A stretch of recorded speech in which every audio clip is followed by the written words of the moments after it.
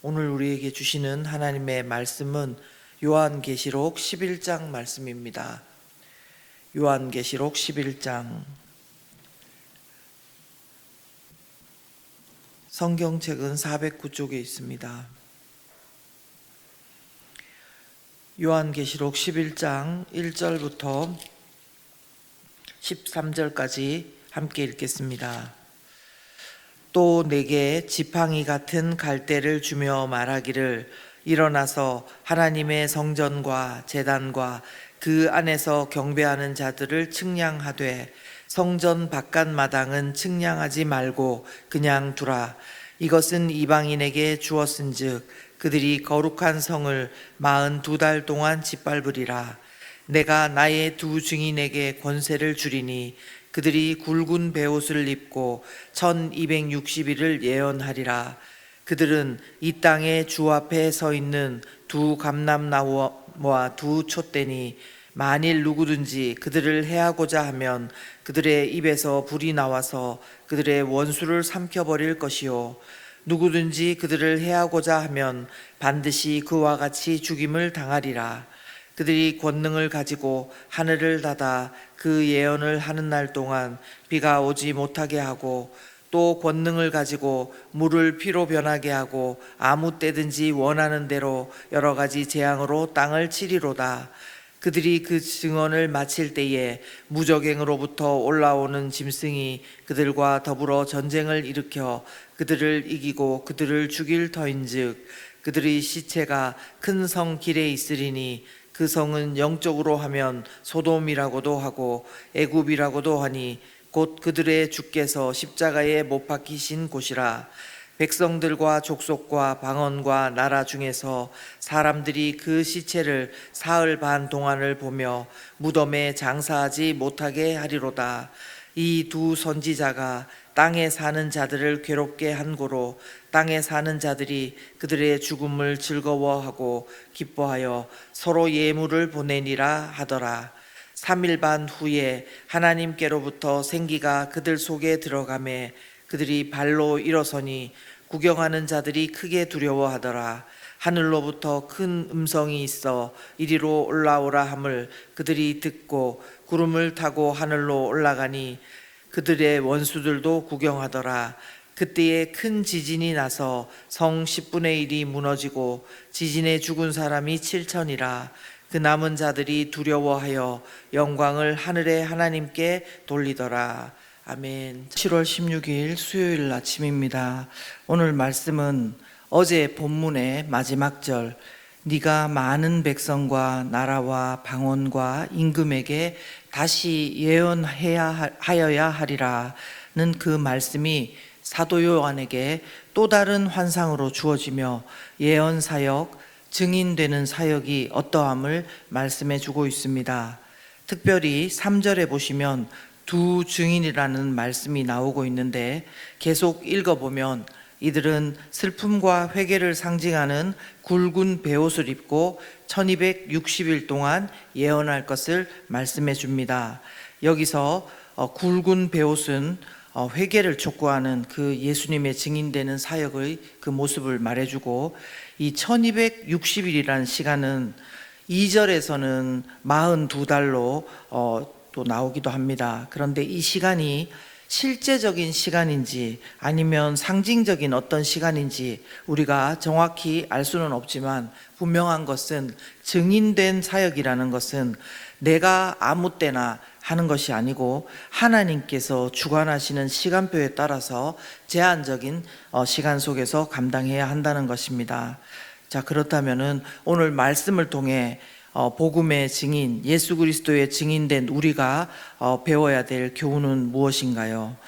첫 번째는요, 증인된 사역은 하나님의 다스림을 받으며 성령으로 충만한 가운데 감당해야 된다는 것입니다. 두 증인에 대한 설명이 있는 4절을 함께 보시면은요, 그들은 이 땅의 주 앞에 서 있는 두 감람나무와 두 촛대니, 이렇게 말씀하고 있습니다. 성경학자들은 여기서 두 증인이 누구인가 여러 연구들을 말씀하고 있는데요, 6절을 보시면 하늘을 닫아 그 예언을 하는 날 동안 비가 오지 못하게 하고, 또 물은 피로 변하게 하고 아무 때든지 원하는 대로 여러 가지 재앙으로 땅을 치리로다. 이 말씀을 보면서요, 우리는 자연스럽게 엘리야와 모세를 떠올리게 됩니다. 또한 유대 전승에 의하면요, 모세와 엘리야는 종말 전에 다시 오리라 이렇게 기대하고 있다고도 합니다.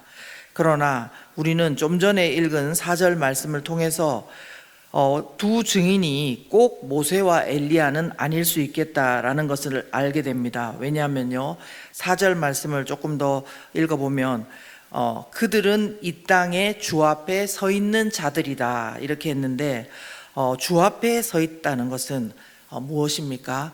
하나님의 다스림을 받고 하나님 앞에서 하나님의 통치를 받는 그 사람들을 말하는 것입니다. 그리고 4절 후반절에 보시면 두 감람나무와 두 촛대가 나오는데요, 이것은 스가랴 선지자가 본 환상하고 비슷한 것입니다. 스가랴서에서 선지자가 감람나무가 무엇입니까? 이렇게 천사에게 물었을 때 천사는 감람나무를 기름 부음 받은 자 둘이라 이렇게 이야기했습니다. 또한 촛대에 대해서는 우리 앞서 요한계시록 1장의 말씀을 통해서 금촛대가 7개의 금촛대가 교회를 상징하는 그 말씀임을 우리는 알고 있습니다. 그러므로 증인된 사역은요, 모세와 엘리야 그뿐만 아니라 이 땅의 모든 교회가 해야 되는 사역이고요, 특별히 이를 감당하기 위해서는 하나님의 다스림 가운데 있고 기름 부으심이 충만한 가운데 이 사역을 감당해야 된다, 그것을 알 수가 있습니다. 그리고요, 두 번째로 증인된 사역은 어떻게 감당해야 되는 사역이냐 하면은요, 이것은 우리가 하는 것이 아니라 하나님께서 보호해 주시고 또 성령의 권능을 받음으로 감당하는 그런 사역이라는 것입니다. 1절에 보시면 사도 요한은 지팡이 같은 갈대를 받게 됩니다. 자와 같은 역할을 하는 갈대지요.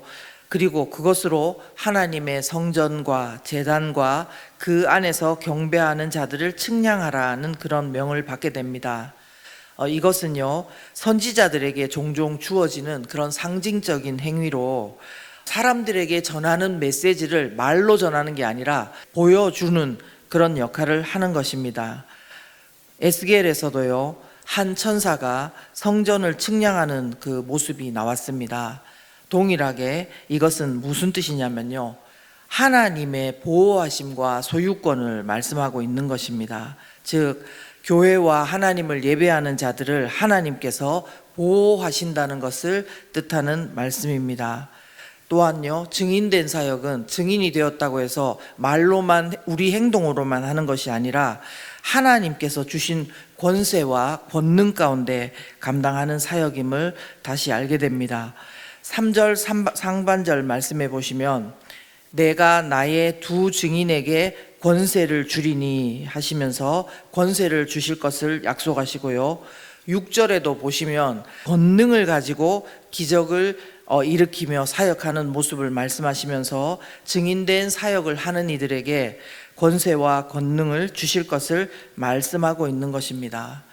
자, 그 다음에요, 또 세 번째는 뭐냐 하면은, 그런데 그렇다고 해서 증인에게, 증인된 사역을 하는 사람에게 아무런 고난도 없다는 뜻은 아닙니다. 증인을 감당하는 그 사람에게는요, 고난받고 조롱당하는 시간이 있고요, 죽임당하기까지 한다는 것입니다. 1절 말씀에는 분명히 하나님의 보호하심을 말씀했습니다. 그러나 그것이 아무런 고통도 고난도 죽음도 없는 삶을 말씀하는 것은 아닙니다. 2절 말씀에 보면요, 성전 바깥마당은 측량하지 말고 그냥 두라. 이것은 이방인에게 주었은즉 그들이 거룩한 성을 42달 동안 짓밟으리라. 이렇게 말씀하고 있습니다. 이에 대해서 어떤 성경학자들은요, 성전 바깥마당에 있는 사람들은 참된 신앙이 아니라 위선적인 신앙을 가진 이들이라서 성전 안의 사람들과 구분을 두고 그들만 해를 당할 것이다, 이렇게 말씀하는 것도 있지만요, 이것은 증인으로 살면서 성도들이 환난과 고통을 당하는 것에 대해서 설명을 해주지 못합니다. 그러므로 우리는 오늘 1절 말씀처럼요, 성도가 하나님의 보호를 받지만 증인된 사역을 감당하다 보면은 필연적으로 고난도 겪게 되고 사람들에게 조롱도 받게 되고 때로는 하나님께서 순교도 허용하심으로 이해해야 됩니다. 그러나 기억할 것은 무한정 아무 때가 아니라요, 아까 2절 말미의 말씀처럼 42달 동안 짓밟힘을 허용하신다는 것입니다. 이 42달은 아까 증인의 사역을 감당하는 1260일과 같은 건데, 이 시간이 겹쳐서 있는지 아니면 따로 있는지 그 부분에 대해서는 정확하게 말씀드리기는 어렵습니다. 무엇보다 7절 말씀 보실 때요, 그들이 그 증언을 마칠 때에 무적행으로부터 올라오는 짐승이 그들과 더불어 전쟁을 일으켜 그들을 이기고 그들을 죽일 터인즉, 이렇게 말씀하시면서 증언을 마칠 때에 죽임 당함을 말씀합니다. 그리고 또 보면은요, 10절에 보면 두 선지자가 죽임을 당했을 때 사람들이 어떻게 합니까? 그들의 죽음을 즐거워하고 그리고 기뻐하고 서로 예물을 보내는 그런 그 완악한 세상으로부터 증인된 사역을 감당했지만 죽고 또 조롱당하는 것을 말씀합니다. 그러나 여기가 끝이 아니죠. 하나님의 때에 네 번째는 뭐냐면요, 하나님께서 증인들을 원수들 앞에서 회복해 하시고 살리신다는 것입니다. 11절 말씀해 보시면 3일 반 후에 하나님께로부터 생기가 그들 속에 들어가매 그들이 발로 일어서니 구경하는 자들이 크게 두려워하더라, 이렇게 말씀하고 있습니다. 하나님은요, 이들을 죽음에 그대로 내버려 두시는 것이 아니라 살리십니다. 사람들이 봤을 때는 이들이 죽고 그들이 이제 하던 말 안 들어도 되겠다, 그렇게 하면서 조롱하고 그렇게 했지만 그것이 아니라 하나님께서는 그들을 살리십니다. 근데 하나 시선을 끄는 거는 뭐냐면요, 증인으로 사역하고 고난 당하는 그 시간은 1260일, 42개월 이런 식으로 이야기를 했지 않습니까? 근데 죽음 가운데 있는 시간은 3일 반이라는 것입니다. 3일 반과 이 1260일 42개월하고는 참 많이 차이가 나죠. 근데 물론 이 시간도 실제적인 3일 반인지 아니면 상징인지 우리가 다 알 수는 없습니다. 그러나 어쨌든 죽음 가운데 두시는 시간이 훨씬 더 짧다는 것입니다. 확실한 것은요, 하나님께서 그들을 원수들 앞에서 살리시고 하나님께서 또 생기를 불어넣어 그들 속에 들어가게 하시고 그들이 발로 일어서게 됩니다. 그리고 그 원수들이 그것을 보면서 너무너무 놀라죠. 그리고 또 보시면은요, 하늘로부터 12절에 보시면 큰 음성이 있어서 이리로 올라오라 함을 듣고 그들이 구름을 타고 하늘로 올라갈 때에 그 원수들도 구경하더라는 것입니다. 그 이후에 13절에 보면 큰 지진이 있고 큰 심판이 있을 때에 성도는 어떻게 된 것입니까? 그 증인은 어떻게 된 것입니까? 하나님의 부르심을 받고 부활 승천함을 여기서 말씀해 주는 것입니다. 우리가 오늘 이렇게 이 11장의 내용을 가지고 증인된 사역을 할 때 증인된 사역을 어떻게 감당할 수 있는지를 한번 쭉 봤습니다. 우리의 삶의 자리에서 이와 똑같지는 않더라도 이런 것을 우리가 절감할 것입니다. 믿지 않는 세상, 가치관을 너무나 다르게 하는 세상 속에서 성도로서 살아간다는 것은 너무나 어렵습니다. 때로는 죽음과 같은 상황을 맞이하고 지금 고난 가운데 있을 수도 있습니다. 그러나 하나님께서는 분명히 말씀으로 또한 인도하시고 회복해 하시고 살리실 뿐만 아니라 오늘도 우리에게 능력을 주시고 하나님 앞에 엎드려 기도할 때 하나님의 생기가 우리 가운데 넘치게 하여 주셔서 끝까지 증인된 사역을 감당할 수 있도록 해 주시는 줄 믿습니다. 이 시간 함께 기도하겠습니다.